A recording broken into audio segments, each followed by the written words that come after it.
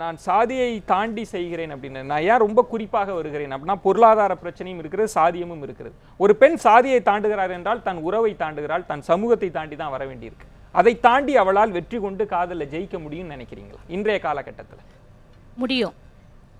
என்ன பிரச்சனைனா, இப்போ நீங்கள் கேட்டீங்க சாதி அடுக்குகள் பற்றி பேசுனீங்க. சமீபத்தில் ஒருத்தர் எங்கிட்ட பேசிகிட்டு இருந்தார். என்ன பேசிகிட்டு இருந்தாருன்னா, எங்கள் ஜாதியை பற்றி உங்களுக்கு தெரியாதுங்களா அப்படின்னு பொதுவாக கேட்டார். அவர் வந்து அந்த ஜாதி உயர்வு அப்படிங்கிற எண்ணத்துலேருந்து எங்கிட்ட கேட்குறாரு. அதே சாதியை சேர்ந்தவர் தான் எங்கள் வீட்டுக்கார். அப்போ அந்த சாதி எங்கள் வீட்டில் என்ன பாடுபட்டுச்சுன்னு எனக்கு தெரியும். அப்போ என்னன்னா, ஒரு சாதிக்கு இன்னொரு சாதி மேல் கீழ் அப்படிங்கிற நிலைமை இருக்குது. அப்போ இந்த இதில் வந்து நான் உன்னை விட மேல் அப்படிங்கிற ஒரு விஷயம் என்னை திருப்திப்படுத்திடுது. அப்போ என்னை விட கீழ்னு சொன்னால் எனக்கு கௌரவ பிரச்சனை அப்படிங்கிறது ஒன்று வருது. ரெண்டாவது விஷயம் என்ன வருதுன்னா, ஒரு பெண்ணுடைய வாரிசு வந்து இனிஷியல் போட்டுக்கலாம்னு இன்னைக்கு இருந்தால் கூட சமூகத்தில் வந்து ஒரு குழந்தை பிறந்துச்சுன்னா அந்த குழந்தை ஆணுடைய ஜாதியை மையப்படுத்தி தான் வாரிசு தீர்மானிக்கப்படுது. அப்போ என்னுடைய ஜாதி வந்து அந்த வாரிசுங்கிற இடத்துல இல்லாமல் அந்த ஜாதியினுடைய வாரிசா அந்த குழந்தை வருது அப்படின்னு வர்றப்போ அதை நான் எப்படி ஏற்றுக்கிறதுங்கிற பிரச்சனை வருது. இது ஏன் சொல்ல வேண்டி வருதுன்னா, இது என்னுடைய வாழ்க்கையில் நான் சந்திச்ச அதே விஷயத்த இன்னைக்கு சமூகத்திலையும் நான் பார்க்குறேன். இன்னைக்கு சமூகத்திலையும் எங்கிட்ட விவாதிக்கிறவங்க என்னுடைய குழந்தை வேற வாரிசா போயிருமே, நான் இது எப்படி ஜீர்ணிக்கிறதே அப்படிங்கிற விஷயம் வருது. அப்போ இந்த இடத்துல என்ன பிரச்சனை வருதுன்னா, வெறும் ஜாதியை தாண்டி ஆண் பெண் சமத்துவம் அப்படிங்கிற ஒரு விஷயம் வருது. அப்ப ரெண்டு பேரும் ஈக்குவலா குழந்தை பெக்கிறாங்கன்னு வரப்போ அந்த குழந்தையை உயிரை பணயம் வைத்து பெக்கக்கூடியவளா ஒரு பெண் இருக்கிறா. ஆனா அந்த பெண்ணுக்கு அந்த மரியாதை அந்த இடத்துல இல்ல. ஆண் உயிர் கொடுக்கறாங்கிற ஒரே விஷயத்துக்காக ஆணுடைய மரியாதை அங்க வருதுங்கிற விஷயம் இருக்குது. இது வந்து நான் தனிப்பட்ட முறையில என் வாழ்க்கையில அனுபவிச்சும் நான் சொல்றேன். எங்க அப்பா வந்து என் குழந்தைகளை வந்து அடுத்தவங்க குழந்தைன்னு தான் சொல்லியிருக்கிறாங்களே தவிர என் பேரன் வாய் விட்டு சொன்னது கிடையாது. அப்ப அந்த வலி எப்படி இருக்கும்னு எனக்கு தெரியும். அது இன்னைக்கும் அதே விஷயங்கள் எங்கிட்ட பேசுறாங்க அப்படின்னு வரப்போ, இன்னைக்கு அதுக்கு உயிர் இருக்குதுன்னு வரப்போ, இதை கடந்து போவது ஒரு பெண்ணுக்கு ரொம்ப சவாலான விஷயமா இருக்குது.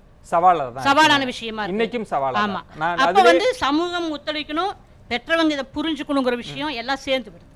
இதுல குறிப்பாக நம்ம பல நேரங்களில் வந்து மாதா பிதா குரு தெய்வம்னு பெற்றோர்களுக்கான அங்கீகாரம் முக்கியத்துவத்தை கொடுத்து வளர்த்துட்டே இருக்கிறோம். இப்போ காதல்ன்ற ஒரு விஷயம் வந்தோடனே இளைஞர்களுக்கோ அல்லது பெண்களுக்கோ இருக்கிற பிரச்சனை, பெற்றோர்கள் பொதுவாக நான் வேணும்னு நீ முடிவெடுக்கிறியா இல்லை அவர்களா, இல்லை நீ அவர்களை திருமணம் செய்து கொண்டால் நான் உயிரோடு இருக்க மாட்டேன் அப்படின்றதும் பலருக்கு பெரிய சிக்கல். இப்போ நீங்கள் சொல்லுங்கள், ஒரு பெற்றோரான இடத்துல இருந்து ஒரு இளைஞர்கள் என்ன முடிவெடுக்கணும்? பெற்றோர் சொன்னாங்க நீங்கள் போனால் போயிடு அப்படின்னு சொல்கிற இடத்துல என்ன முடிவெடுப்பாங்கன்னு நினைக்கிறீங்க? நீங்க இப்ப கேட்ட பெற்றோர் நான் இல்ல நான் பொதுவாக நீங்க கேட்க மாட்டீங்க. நான் கேட்பது ஒரு காதலர்கள் என்ன செய்ய முடியும்னு நினைக்கிறீங்க? நான் என்னுடைய பையன் அவனுடைய பருவத்துல ஒரு பெண்ணை காதலிக்கணும். இந்த அப்பா இந்த பொண்ணை நான் காதலிக்கிறேன்னு சொல்லணும். அந்த பொண்ணை தான் அவனுக்கு கல்யாணம் பண்ணி கொடுக்கணும்னு நான் காத்திருந்தேன். என்னுடைய பெரிய பையன் அது மாதிரி அவனுடைய 21 வயசுலேயே சொன்னான். அவனுக்கு 24 வயசுல கல்யாணம் பண்ணி வச்சேன். ஒரு நல்ல செட் பண்ணிட்டு ஒரு அப்பாங்கிற பொறுப்புல என்னவோ 24 வயசு ஆயிடுச்சு. என்னுடைய அடுத்த மகன் இன்னும் காதலிக்க மாட்டேங்கிறான். நான் கவலையில் இருக்கிறீங்களா? நான் அந்த கவலையில் இருக்கிறேன். இல்லை நான் திரும்ப வருகிறேன். இப்போ நீங்க அந்த நிலையில் இருக்கிறீர்கள், அதனால எனக்கு பிரச்சனை இல்லை. ஆனால் பெற்றோரா காதலர்களா அப்படின்னு ஒரு பிரச்சனை வருகிறப்ப என்ன முடிவு எடுக்க முடியும்னு நான் கேட்குறேன். யதார்த்த தளத்திலிருந்து கேட்குறேன். இது அந்த ஆணும் அந்த பையனும் பொண்ணும் எடுக்க வேண்டிய முடிவு. அவங்க என்ன முடிவு வேணாலும் எடுக்கலாம். பெற்றோர்களுக்கான ரோல் அது இல்லவே இல்லைங்க. இப்போ பிள்ளைய பெற்றுட்டீங்களா, வளர்த்துட்டீங்களா, உங்கள் விருப்பத்துக்கு பெற்றீங்க, உங்கள் விருப்பத்துக்கு வளர்த்தீங்க. அவர்களுடைய எல்லாம் உங்கள் மகிழ்ச்சிக்காக, என் பையன் இந்த பொசிஷனில் இருக்கிறாங்கிற உங்களுடைய மகிழ்ச்சிக்காக தான் அவனுடைய எல்லா வளர்ச்சியும் நீங்கள் பண்ணீங்க. அவனுடைய காலம் இது. அவன் நிர்ணயம் பண்ண வேண்டிய விஷயம். அவனுடைய மன வாழ்க்கையில் அவன் முடிவெடுக்கிறதுக்கு நீங்கள் வளர்க்கலைன்னா நீங்கள் அவனை முழுசாக வளர்க்கலன்னு அர்த்தம். சரி, நான் அடுத்த பிரச்சனையும் பேசிட்டு தான் நான் அவங்கள்ட்ட வர வேண்டியிருக்கேன். பொருளாதார பிரச்சனை அப்படின்றது இன்னைக்கு ரொம்ப பெரிய பிரச்சனையாக இருக்கிறது. காதல் கசந்து போய்விடுவதற்கு பொருளாதார பிரச்சனை நீங்கள் அப்படி எதிர்கொண்டீர்களா, அல்லது காதலில் இவ்வளவு சிக்கலை நாங்கள் தாண்டி காதலை உயிர்ப்போடு வச்சுருக்கோன்னா எதை சொல்லுவீங்க உங்கள் தனிப்பட்ட வாழ்க்கையில்? ஃபினான்ஷியல் ப்ராப்ளம்ங்கிறது கண்டிப்பாக இருக்க தான் செய்யுது. அது இன்னைக்கு வரையும் இருக்கும், எப்போனாலும் இருக்குது. ஆனால் அதுக்கும் மீறி வந்து அதை நாங்கள் தனி ட்ராக்காக கொண்டு போகிறதுனால அது எங்களுக்கு அந்தளவுக்கு எஃபெக்ட் பண்ணலை. ஃபினான்ஷியலுங்கிறது அது ஒரு தனி ட்ராக் இருந்து தான் இருக்கும், அதை ஃபேஸ் பண்ணி தான் ஆகணும். அது வரும் போகும் அந்த மாதிரி. ஆனால் இது வந்து அதை அப்படியே நாங்கள் ஸ்டேபிள் பண்ணிட்டு தான் இருக்கோம். அதெல்லாம் ஒரு தனி ட்ராக். அது வரும், சேலரி வரும், அது இதுன்னு பார்க்கணும், எல்லாமே அது ஒரு தனி ட்ராக். ஆனால் அதுக்கும் மீறி லவ்ங்கிறது வந்து அது நாங்கள் இன்னும் எவர்கிரீனாகவே இருக்கணும், அதை கொஞ்சம் கூட நாங்கள் வந்து ட்ரை ஆக்கிறதே கிடையாது. அதில் கரெக்டாக இருக்கனாலே என்னமோ அது மோஸ்ட்லி எங்கள் அட்ஜஸ்டபிள் கேரக்டர் 2 பேருமே. ஒரு இடத்துல அவர் அந்த இடத்துல கொஞ்சம் ஹையாக ஃபீல் பண்ணார், இல்லை ரொம்ப எமோஷ்னலாக ஃபீல் பண்ணார் அப்படின்னா அதை நான் கிளியர் பண்ணுறதுக்கு நான் ட்ரை பண்ணுவேன். சரி, அதே மாதிரி தான் என் சைட்லேயும் அவங்க ட்ரை பண்ணுவாங்க. அதுதான் எங்களுக்கு இது வரையும் கொண்டு போயிட்டு இல்லை 2 பேரும் சரிசமமாக விட்டு கொடுக்குறீங்களா இல்லை அதிகமாக நீங்கள் விட்டு கொடுக்குறீங்களா? ஓப்பனாக சொல்ல போனால் நான் தான், அது பெருமைக்குன்னு சொல்லல, அங்கதான் பிரச்சனை இருக்கிறது. அங்கதான் பெரிய ப்ராப்ளமே இருக்குன்றதுதான் திரும்ப பெரியாரியர்கள் பேசுற ஒரு விஷயம் வந்து யார் விட்டு கொடுத்து குடும்பத்தை சந்தோஷமா வச்சிருக்கணுன்றது. நான் உங்கள்கிட்ட கேட்கறது சார், இப்போ அவங்க தான் அதிகமாக விட்டு கொடுக்குறாங்கல்ல, நீங்க அவ்வளவு தூரம் காதலித்த ஒரு பெண் இன்றைக்கு மனைவியாக இருக்கிறாங்க, ஏன் ஒரு ஆண் அந்த இடத்தில் பெண் தான் விட்டு கொடுக்கணும்னு நினைக்கிறாங்க? பெண் தான் விட்டு கொடுக்கணுங்கிறத நான் சொல்ல வரல. ஒவ்வொருத்தரோட பாயிண்ட் ஆஃப் வியூவில் பார்க்குறப்போ நான் செய்கிறது தான் கரெக்ட் அப்படிங்கிற மாதிரி தெரியும். இப்போ அவர் சாரோட சொன்ன மாதிரி ஓப்பனிங்கில் சொன்னார் 90% பீப்புள்ஸ் வந்து லவ்வர்ஸ் வந்து பிரேக்கப் ஆகிடுது அப்படின்ட்டு. யாரோட குடும்பத்தில் பிரச்சனைகள் இல்லாமல் இருக்குது? எங்களுக்கு மேரேஜ் ஆகி கிட்டத்தட்ட 7 இயர்ஸ் ஆச்சு. இந்த 7 இயர்ஸில் கிட்டத்தட்ட ஒரு 2500 பிரச்சனைகள் வந்துருக்கும்.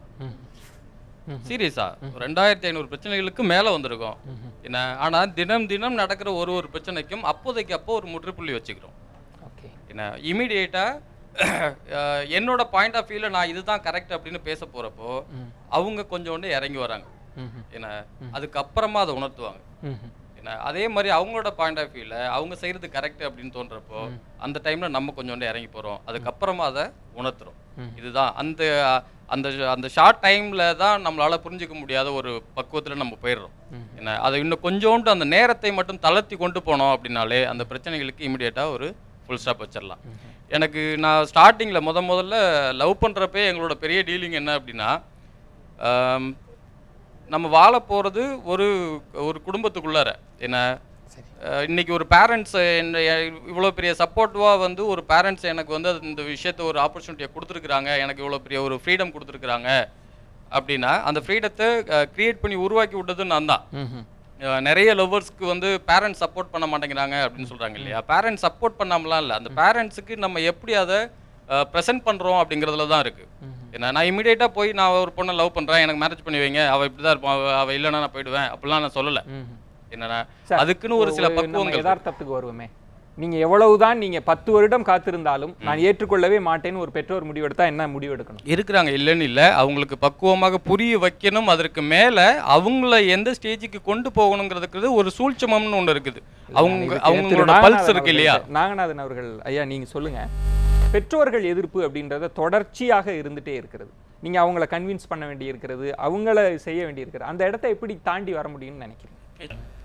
இப்பொழுது என்ன கேட்டால், ஒரு மகனோ மகளோ நன்றாக படித்துவிட்டு நல்ல வேலையில் இருந்தால் பெரும்பாலான பெற்றோர்கள் எதிர்ப்பதில்லை. இப்போ எனக்கு தெரியும், ஆய்வு தளங்களில் இந்த மேரேஜ் மார்க்கெட்னு ஒன்று இருக்குது, சந்தை. அதுவும் ஒரு சந்தை அங்காடி மாதிரி ஆகிப்போச்சு இந்த சந்தை பொருளாதாரத்துடைய விளைவு. அங்கே போய் பார்த்தீங்கன்னா கூட இப்போ ஜாதி வாரியாகவும் சில இடங்களில் திருமண மணமகளை கொண்டு வராங்க. அதே மாதிரி தொலைக்காட்சியிலையும் நம்ம தொடர்ந்து பணம் கட்டினா கூட நெட்டில் வழியாக பார்க்கலாம். நீங்கள் அங்கெல்லாம் பார்த்தா பெரும்பாலும் தகுதி என்பது ஜாதியை விட இப்பொழுது பணத்தகுதி அதிகமாக வந்துகிட்டு. நான் இப்போ இவர்கள்லாம் பேசியதிலிருந்து நீங்கள் என்ன உணர்றீங்க? இன்றைக்கு இருக்கக்கூடிய இளைஞர்கள்ட்ட இருக்கக்கூடிய பிரச்சனை இதெல்லாம் சரி செய்யணும்னு நினச்சா நீங்கள் எதை சொல்லுவீங்க? First understanding. அவங்க சொன்னது 41 வருஷம் அதுவே தெரிஞ்சிச்சு நம்மளுக்கு எவ்வளோ பிரச்சனை ஃபேஸ் பண்ணியிருப்பாங்க. அவர் சொன்னார் 2500 பிரச்சனை ஒரு நாளும் வந்து பிரச்சனை பார்க்குறோன்னு சொல்லி. Fact, 100% fact. ஆனால் அவர் சொன்னதில் தெளிவான ஒரு பாயிண்ட் சொன்னார், எந்த பிரச்சனையாக இருந்தாலும் அதுக்கு ஒரு டாட் போட்டு அதை முதல்ல புரிய வைக்க ட்ரை பண்ணணும். ஃபர்ஸ்ட் ஆஃப் ஆல் அது புரிய வைக்கும் போது புரிஞ்சுக்கணும். ஃபர்ஸ்ட் ஆஃப் ஆல் புரிய வைக்கிறதும் ஒரு கடமை, புரிஞ்சுக்கிறதும் ஒரு கடமை. அந்த 2 கடமை வந்து இப்போ இருக்கவங்க வந்து எங்களோட யங்ஸ்டர்ஸ் கிட்ட வந்து அது இருக்கிறது இல்லை, அந்த அளவுக்கு பொறுமை இருக்கிறது இல்லை. தே மூவிங் ஃபாஸ்ட், டக்குன்னு அவங்க தே ஹாவ் டு ஸ்விட்ச் லைஃப்ஸ். ஒரு பெட்டரான லைஃப்க்கு தேடணும் அப்படின்றது அவங்களோட மென்டாலிட்டியாக இருக்குது. அது ஒரு பாயிண்ட். நெக்ஸ்ட் விஷயம் வந்து எப்படி வந்து அவங்க புரிஞ்சுக்கணும்னு எதிர்பார்க்குறாங்களோ, நம்மளே ஃபஸ்ட்டு கூட இருக்காங்க, அவங்க நம்ம தான் புரிஞ்சுக்கணும் மற்றவங்களை விட அப்படின்ற அந்த உணர்வு முதல்ல நம்மளுக்கு வரணும். அண்டர்ஸ்டாண்டிங். அதாவது அவங்க சொல்லி நம்மளுக்கு புரியணும் அப்படின்ற ஒரு விஷயம் இல்லாம நம்மளே கூட இருக்காங்க, நம்மளோட பார்ட்னர் அவங்க, நம்மளோட லைஃப் லாங் வர போறாங்க, நம்மளை தவிர வேற யார் பெருசா அவங்கள வந்து புரிஞ்சுக்க போறாங்க. திரு நாகநாதன் சார் சொன்னதுல முக்கியமானது இந்த பொருளாதார பிரச்சனை, தகுதி. அவங்க தகுதின்றது சாதியை குறிப்பிடுகிறார்களா, பொருளாதாரத்தை குறிப்பிடுகிறார்களா? நடைமுறையில ஜாதியை பெருசா அப்படி பாக்குறது இல்லைங்க. அவங்க பேரண்ட்ஸோட வியூல வேணா ஜாதியை பார்க்கலாம், பழகுறவங்க அதெல்லாம் பெருசா பாக்குறது இல்லைங்க. ஜாதிலாம் பெரிய விஷயம் இவங்களுக்கு, பழகும்போது லவ்ல பெரிய விஷயமா யாருமே அதை கண்டுக்கிறது இல்லை. ஜாதியோ ஜாதகமோ இவங்க சொல்ற மாதிரி அது பெருசா விஷயம் இல்லை. இன்னொன்று ஒரு இளைஞன் முதல்ல சொன்னாரு, ஒரு அந்த அவங்க லவ்வை வந்து லவ்ங்கிறது வேற, அதுதான் விஷயமே. லவ்ங்கிறது வேற, லவ்ங்கிறது புனிதமானது, அதுக்கு ஒரு டெஃபினிஷன் அழகாக கொடுத்தாங்க. இப்படிலாம் இருந்தால் தான் அது லவ், அதுதான் பண்ண. அந்த மாதிரி டெஃபினிஷன் கொடுத்து லவ் எடுத்தா இப்போ எதுவுமே கிடையாது. கிட்டத்தட்ட ஒரு 90% இல்லைன்னு ஆயிரும். இப்போ இருக்கிற லவ், இப்போ நடந்துட்டு இருக்க லவ் 90% இல்லைன்னு ஆயிரும். ஏன்னா இப்போ இருக்கிற லவ் ட்ரெண்டே வேற. நீங்கள் எக்கனாமிக்லாம் நீங்கள் ரொம்ப அப்படிலாம் திங்க் பண்ண வேண்டியதில்லை. பையன் தெளிவாக இருக்கான், அந்த பொண்ணை கட்டினா நான் செட்டில்டு. 50% மேலே நான் ரியலாக பார்க்குறேன், தெளிவாக இருக்கிறான், பொண்ணும் தெளிவாக இருக்கிறா. அவன் வெல்த்து ஃபேமிலி யார் தெரியுமா, சரியான வேத்து, கட்டினா செட்டில்டு. இது நார்மல் டோன். இதெல்லாம் கரெக்டாக பிளான் பண்ணுறாங்க, எல்லாம் பிளான் பண்ணி தான் பண்றாங்க. அதெல்லாம் அவங்க வந்து வெரி ரேர் ஃபியூஸ்ல, வெரி ரேரான சிச்சுவேஷன்ல காதல கொலை செய்யறதுக்கு பிளான் பண்ற மாதிரி பிளான் பண்றாங்க. இல்ல அப்படி இல்ல, இது உண்மை லைஃப் பிளானிங். இது இன்னொன்னு எக்கனாமிக்ல எப்ப மாட்றாங்கன்னா இதுல ஒரு பிராக்டிகல் டிஃபிகல்டிஸ் இருக்கு. அதாவது ரெண்டு பேரும் சரியான செட்டில் ஆக, ஏன்னா மோஸ்ட்லி ஒன்னா படிக்கிறவங்க தான் லவ் பண்றாங்க இல்லையா. அவங்க ரெண்டு பேரும் அந்த பையனை வந்து மோஸ்ட்லா செட்டில் ஆகிறதுக்கு முன்னாடி குடும்ப நிர்பந்தம் காரணமாக அவங்க ஏர்லியா மேரேஜ் பண்ண வேண்டிய இடத்துக்கு நிர்பந்திக்கப்படுறாங்க. அப்ப அவனோட லைஃபே டோட்டலா மாறி போயிருது. எங்கேயோ போய் செட்டில் ஆகி கொஞ்சம் ரிலாக்ஸா மேரேஜ் பண்ணியிருந்தா எங்கேயோ ஒரு இடத்துல சைன் பண்ண வேண்டியவனோட வாழ்க்கை கொஞ்சம் ஏர்லியா ப்ரெஷர் கொடுத்து அந்த பொண்ணுக்காக வேண்டி மேரேஜ் பண்ண ஒரு சில விஷயத்தினால அப்படியே மாறி போயிருது. அப்படி பல பேரோட வாழ்க்கை சின்ன பின்னமா இருக்குது. ஈவன் மேரேஜ் பண்ண பிறகும் கூட லவ் மேரேஜால அது இருக்குது, நடைமுறையில் நிறைய இருக்குது. இன்னும் லவ் மேரேஜுக்கு அப்புறம் நிறைய டிவோர்ஸ் வர்றதுக்கு முக்கியமான காரணம் என்னன்னா, நிறைய எக்ஸ்பெக்டேஷன் லவ் பண்ணும்போது இருக்குது. அந்த எல்லா எக்ஸ்பெக்டேஷனையும் லவ் பண்ணும்போது எப்படியெல்லாம் ட்ரீட் பண்ணாங்களோ ஒரு ஆணும் பண்ணும், அதை கல்யாணத்துக்கு பிறகு அவங்களால கொடுக்க முடியாது, ரியல் லைஃப்ல கொடுக்க முடியாது. அவங்க எவ்வளவு ரொம்ப எக்ஸ்பெக்ட் பண்ணுவாங்க. சார், நீங்க குடும்ப நல வழக்குகள்லயே உங்கள்கிட்ட தான் பல நீங்க கவுன்சிலிங்லாம் பண்றீங்கல்ல, அவர் ரொம்ப யதார்த்த தளத்திலிருந்து அந்த எக்ஸ்பெக்டேஷன் எல்லாம் பூர்த்தி செய்ய முடியாது அப்படின்னு சொல்றாருல்ல, நீங்க என்ன கவுன்சிலிங் பண்ணி அவங்களை மீண்டும் நினைக்கிறீங்க, எதை பிரதானமாக்குறீங்க அவங்கள்ட்ட? அதாவது சௌகரியத்துக்காகவும் தேவைக்காகவும் உறவு ஏற்படுற அந்த உறவு நிலைக்காது. சௌகரியங்கள் தேவைகளுக்காக ஏற்படுற திருமணங்களோ காதலோ அது காதல் அல்ல. காதல்னு சொன்னாலே இணையை தேடுவது. துணைவின்னு சொல்கிறோம், துணைனா உதவியாளர் இல்லை. ஆக்சுவலாக பறவைகள் என்ன இணை தேடுகிறது. ஸோ மனிதனும் இணையை தேடுகிறான். இணைனா தனக்கு இணையாக இன்னொரு. சார், நீங்க என்ன கவுன்சிலிங்ல எப்படி அவங்கள இது பண்றீங்கன்ற, எதை சொல்லி அவர்கள் மனதை மாற்றீங்க? பிரிஞ்சு போகணும்னு முடிவெடுத்துற பிறகு நீங்க எதை சொல்லி அவங்கள மாற்றீங்க? இதை தான் நாங்கள் சொல்லி மாற்றோம். இதுதான் அந்த காதலை பற்றி பேசுகிறோம், பிரச்சனைகளை பற்றி பேசுவதில்லை. மாற்ற முடியாது, பிரச்சனைகளை பற்றி பேசுவதில்லை. பிரச்சனையை பற்றி பேசணும்னா பேசிக்கிட்டே இருக்கணும். ஆனால் அடிப்படையான விஷயம் ஒரு இணையை தேடுகிறார்கள். அவர் சொன்னார் சேர்ந்து போராடுறோன்னு. சேர்ந்து போராடும் பொழுது எல்லா போராட்டத்தையும் அவங்களால சந்திக்க முடியும். தனியா போராடும் போதுதான் சந்திக்க முடியாம போகுது. இப்போ பிரிய வேண்டும் என்று முடிவெடுத்த பிறகு நீங்க கவுன்சிலிங்கே பண்றீங்கல்ல, உங்களோட சக்சஸ் ரேட் எவ்வளவு தூரம் இருக்கு? எத்தனை பேர் ஒத்துக்கொள்கிறார்கள், மீண்டும் எத்தனை பேர் இல்ல நாங்க பிரிஞ்சுதான் போகணும்னு முடிவெடுக்கிறாங்க? இது உங்களுடைய தனிப்பட்ட ஸ்கில்லுக்காக நான் கேட்கல, அவர்கள் மனநிலை எப்படி இருக்குன்னு. அதாவது தனக்கு பிரச்சனை இருக்கு, சால்வ் பண்ண முடியும், பிரச்சனை இருக்குன்னு ஒத்துக்கொண்டாலே, தானும் தவறு செய்திருக்கோம், மற்றவர்கள் மட்டும் இல்ல தானும் இதுக்கு தானும் தவறு செய்திருக்கேன்னு ஒத்துக்கிட்டாலே நிச்சயமா அவங்கள சேர்த்து வைக்க முடியும். இல்ல, அந்த சக்சஸ் ரேட் ரேஷியோ சொல்லுங்க. 100% சேர்த்து வைக்க முடியும் அவங்க ஒத்துக்கிட்டாங்கன்னா. அவங்க ஒத்துக்கிறாங்களான்றதுதான் கேள்வி. ஒத்துக்கிறது இல்ல. ஏன்னா இந்த காதலர் தினத்துல ஊடகங்கள் காதலர் தினம், அதை பற்றிய வணிக சந்தை ரீதியாக ரொமான்டிசைஸ் பண்ணி பேசுறதெல்லாம் இருக்கலாம். ஆனால் யதார்த்த தளத்துல எப்படி இருக்கணும், எப்படி இருக்கிறாங்க அப்படின்ற விஷயத்துக்கு நேரமின்மை எனக்கு பெரிய பிரச்சனையா இருக்கு. ஏன் நான் உங்களை மாதிரியான ஆட்களை கொண்டு நிரப்பி இத காதலை ஒரு போட்டி விவாதமாக மாற்றாமல் அதற்குள்ள இருக்கக்கூடிய உள்ளீடுகளை உங்கள் அனுபவம் சார்ந்து சொல்லணும் அப்படின்றதுக்காக தான் உங்களை எல்லாம் அழைத்தோம். நெஞ்சம் நிறைந்த நன்றிகளை உங்கள் அனைவருக்கும் தெரிவித்துக் கொள்கிறோம். இன்றைய இளம் தலைமுறைக்கான காதலை பற்றிய பார்வைகளை சொல்லியிருக்கிறீங்க. ஆனால் நீங்கள் எந்தெந்த தளங்களில் சொன்னாலும் ஒரே ஒரு விஷயம், காதல் உயிர்ப்போடு இருக்க வேண்டும் என்றால் நீங்கள் காதலர்களையும் புரிந்து கொள்ள வேண்டியிருக்கிறது, காதல் என்றால் என்ன என்றும் புரிந்து கொள்ள வேண்டியிருக்கிறது. அந்த செய்திகளோடு விடைபெற விரும்புகிறேன். மீண்டும் ஒரு ஆழமான தலைப்போடு சந்திப்போம். நன்றி, வணக்கம், நள்ளிரவாகட்டும்.